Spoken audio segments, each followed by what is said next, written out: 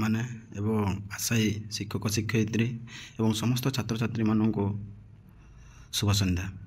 ବର୍ତ୍ତମାନ ଆମେ ଯେଉଁ ଅଧ୍ୟୟନରତରେ ରହିଥିଲୁ, ଯେଉଁ LTR ଯେଉଁ ବାହାରି ଅଛି 6025ଟି ପୋଷ୍ଟ, ସେଥିମଧ୍ୟରୁ ଯେଉଁ ଓଡ଼ିଆ ପେଡାଗୋଜିର ଏହା ହେଉଛି ଭିଡ଼ିଓଟି। ତା'ର ଯେତେ ସବୁ ସର୍ଟ କ୍ୱେଶ୍ଚନ୍ ଗୁଡ଼ିକ ରହିଛି ମୁଁ ତାହା ଆଲୋଚନା କରି ଦେଉଛି ଏବଂ ଆପଣମାନେ ନିହାତି ଭଲରେ ରହିଥିବେ ଏବଂ ଆପଣମାନଙ୍କର ପରିବାର ମଧ୍ୟ ଭଲରେ ରହିଥିବ ଏବଂ ଆପଣମାନେ ନିହାତି ଏହି ଓଡ଼ିଆ ପେଡାଗୋଜିର ସମ୍ପୂର୍ଣ୍ଣ ସିଲାବସ୍ ପଢ଼ି ସାରିଥିବେ ବୋଲି ମୋର ଆଶା ଏବଂ ତାହା ସେହି ବେସ୍ ଅନୁଯାୟୀ ମୁଁ କ'ଣ କରୁଛି ନା ସମସ୍ତ କ୍ୱେଶ୍ଚନ୍ ଗୁଡ଼ିକ ସଂକ୍ଷିପ୍ତ କ୍ୱେଶ୍ଚନ୍ ଗୁଡ଼ିକ ମୁଁ ଆଲୋଚନା କରିଦେଉଛି। ତେଣୁ ପିଲାମାନେ ଯଦି ଭିଡ଼ିଓ ଗୁଡ଼ିକ ଭଲ ଲାଗୁଛି ତେବେ ଆପଣ ଅଧିକ ମାତ୍ରାରେ ସେୟାର କରନ୍ତୁ, ସବସ୍କ୍ରାଇବ୍ କରନ୍ତୁ ଏବଂ ଆପଣମାନଙ୍କର ମତାମତ ନିହାତି ଦିଅନ୍ତୁ। ଏବଂ ଯେଉଁମାନେ ଦେଖୁଛନ୍ତି ସାର୍ ୟୁଟ୍ୟୁବ୍ ଚ୍ୟାନେଲ୍କୁ ଯେଉଁମାନେ ଦେଖୁଛନ୍ତି ସମସ୍ତେ ଏହା ମୁଁ କ'ଣ କରୁଛି ସିଲାବସ୍ ଅନୁଯାୟୀ ତୁମମାନଙ୍କର ସିଲାବସ୍ ଅନୁଯାୟୀ ସମସ୍ତ ୟୁନିଟ୍ର ମୁଁ ସମସ୍ତ କ୍ୱେଶ୍ଚନ୍ ଗୁଡ଼ିକ ମଧ୍ୟ ଆଲୋଚନା କରୁଛି ଏବଂ ଆଶା କରୁଛି ସମସ୍ତ ଥିଓରି ଗୁଡ଼ିକ ମଧ୍ୟ ମୁଁ କ'ଣ କରିବି ଧୀରେ ଧୀରେ ତାହା ଆଲୋଚନା କରୁଛି। ତେଣୁ ଯେଉଁମାନେ ମୋ ପ୍ରଥମ ଭିଡ଼ିଓଟିକୁ ଦେଖିନା ଏହି ଭିଡ଼ିଓରେ ତାହା ମୁଁ ଲିଙ୍କ୍ ଦେଇଦେଇଛି ଡେସ୍କ୍ରିପ୍ସନ୍, ତାହା ମଧ୍ୟ ତୁମେ କ'ଣ କରିବ ନା ଦେଖିଦେବ। ତେଣୁ ଦେଖ ନା ପ୍ରଥମ କ୍ୱେଶ୍ଚନ୍ କ'ଣ କହୁଛି ଦେଖ ନା ଭାଷା ଶିକ୍ଷଣ ପାଇଁ କେତୋଟି ଦକ୍ଷତା ରହିଛି? ଆମେ ଜାଣିଛୁ କେତୋଟିରେ ନା 9ଟି ଦକ୍ଷତା ରହିଅଛି। 9ଟି ଦକ୍ଷତା ରହିଅଛି। 2 ନମ୍ବର କ'ଣ କହୁଛି ନା ଭାଷା ଶିକ୍ଷଣ ପାଇଁ ଯେଉଁ ଦକ୍ଷତା ଗୁଡ଼ିକ ରହିଛି ସେମାନଙ୍କ ମଧ୍ୟରୁ ମୌଳିକ ଦକ୍ଷତା କେଉଁଟି? ମୌଳିକ ଦକ୍ଷତା କେତୋଟି ଅର୍ଥାତ୍ କେତୋଟିରେ ଅର୍ଥାତ୍ 4ଟି। ତେଣୁ ପିଲାମାନେ ଜାଣିବ ମୌଳିକ ଯେଉଁ କହୁଛି ଦକ୍ଷତା କେତୋଟି? 4ଟି। ତେଣୁ 4ଟି ମଧ୍ୟ ତୁମକୁ କ'ଣ ହେବ ନା ଜାଣିବାକୁ ପଡ଼ିବ। ତେଣୁ ମୁଁ ଏହା ଆଲୋଚନା ଆଉ କରୁନାହିଁ, ତୁମେ ଜାଣିଥାଉ ନା କେତୋଟିରେ ମୌଳିକ ଦକ୍ଷତା ହେଉଛି 4ଟି।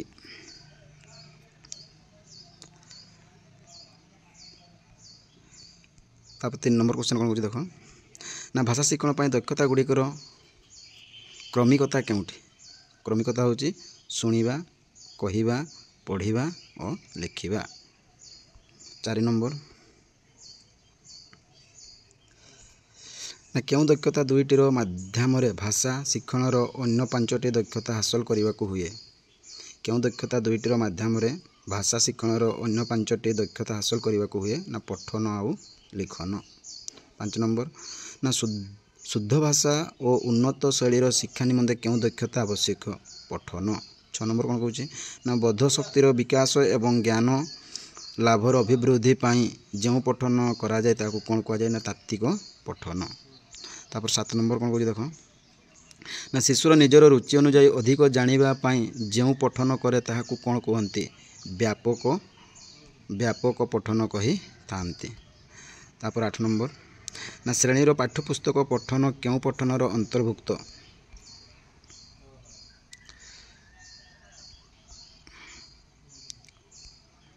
କେଉଁ ନା ତାତ୍ତ୍ୱିକ ପଠନର ଅନ୍ତର୍ଭୁକ୍ତ। 9 ନମ୍ବର ବ୍ୟାପକ ପଠନ ପାଇଁ କେଉଁଟି ଅନୁକୂଳ ଅବସ୍ଥା ନୁହେଁ? ଶିକ୍ଷକଙ୍କର ଧୈର୍ଯ୍ୟ, ଏଇଟା ହେଉଛି ଅନୁକୂଳ ଅବସ୍ଥା ନୁହେଁ। 10 ନମ୍ବର ନା ତାତ୍ତ୍ୱିକ ପଠନ ପାଇଁ କେଉଁଟି ଅନୁକୂଳ ଅବସ୍ଥା ନୁହେଁ? ତାତ୍ତ୍ୱିକ ପଠନ ପାଇଁ କେଉଁଟି ଅନୁକୂଳ ଅବସ୍ଥା ନୁହେଁ? ଅଭିଭାବକଙ୍କର ସଦିଚ୍ଛା। 11 ନମ୍ବର କ'ଣ କହୁଛି ନା ସାହିତ୍ୟର ସମସ୍ତ ବିଭାଗକୁ ଜଣେ ଶିକ୍ଷକ ନ ପଢ଼ାଇଲେ କି ଅସୁବିଧା ହୁଏ? ସାହିତ୍ୟର ସମସ୍ତ ବିଭାଗକୁ ଜଣେ ଶିକ୍ଷକ ନ ପଢ଼ାଇଲେ କି ଅସୁବିଧା ହୁଏ? ଅର୍ଥାତ୍ ହେଉଛି ସାମଗ୍ରିକ ଦାୟିତ୍ୱ ନ୍ୟସ୍ତ କରି ହୁଏ ନାହିଁ। ଏଇଟା ଭେରି ଇମ୍ପୋର୍ଟାଣ୍ଟ ପିଲାମାନେ, ତାର ସାମଗ୍ରିକ ଦାୟିତ୍ୱ ନ୍ୟସ୍ତ କରି ହୁଏ ନାହିଁ। 12 ନମ୍ବର କ'ଣ କହୁଛି ନା କେଉଁଟି ଗଦ୍ୟ ଶିକ୍ଷାର ସାଧାରଣ ଉଦ୍ଦେଶ୍ୟ ନୁହେଁ?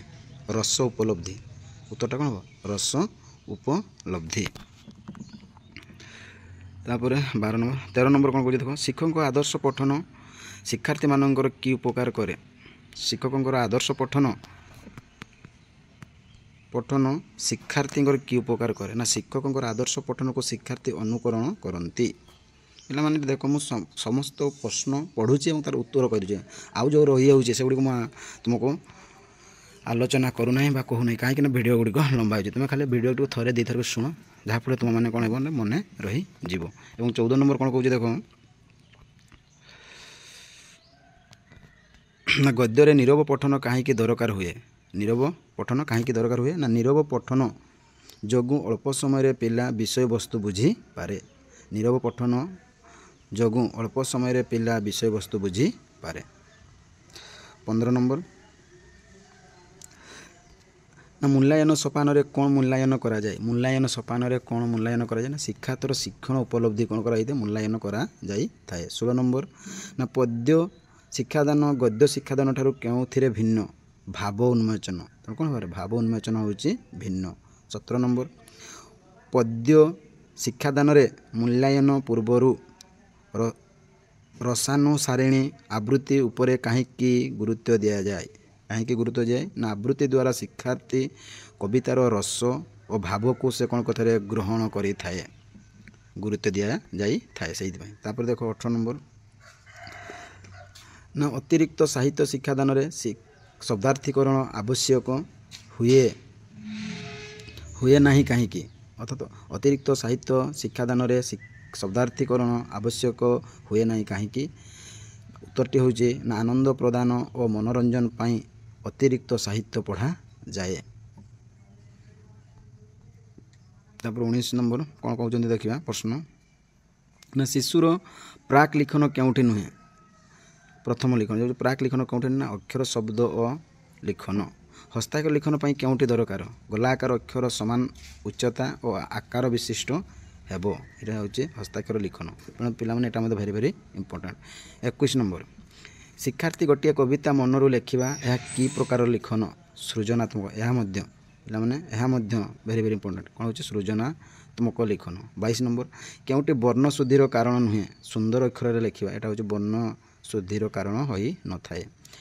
23 ନମ୍ବର ସୂତ୍ରରୁ ଉଦାହରଣକୁ ଆସିବା ବ୍ୟାକରଣ ଶିକ୍ଷାଦାନର କି ପ୍ରଣାଳୀ? ଅବରୋହ ପ୍ରଣାଳୀ। ଏଇଟା ହେଉଛି ଅବରୋହ ପ୍ରଣାଳୀ। ପିଲାମାନେ ଏଇଟା ମଧ୍ୟ ଭେରି ଭେରି ଇମ୍ପୋର୍ଟାଣ୍ଟ। ଯେତେବେଳେ ଆମେ କ'ଣ କରିବା ନା ସୂତ୍ରରୁ ଉଦାହରଣକୁ ଆସିବା ବ୍ୟାକରଣ ଶିକ୍ଷାଦାନ କି ପ୍ରଣାଳୀ? ନା ଅବରୋହ ପ୍ରଣାଳୀ। ତାପରେ ଦେଖ 24 ନମ୍ବର କ'ଣ କହୁଛନ୍ତି? 24 ନମ୍ବର ଆମେ ଦେଖିବା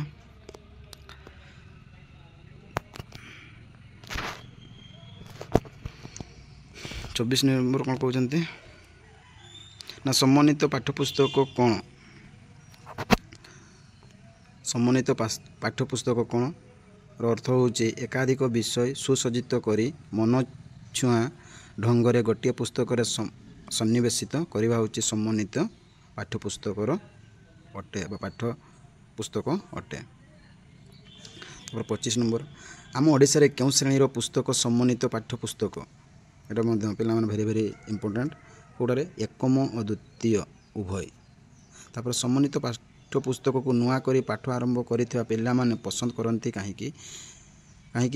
ନା ଘରେ ପଢ଼ୁଥିବା ପରିସ୍ଥିତି ଓ ବିଦ୍ୟାଳୟର ଶିକ୍ଷଣ ପରିସ୍ଥିତି ସମାନ ରହେ ବୋଲି।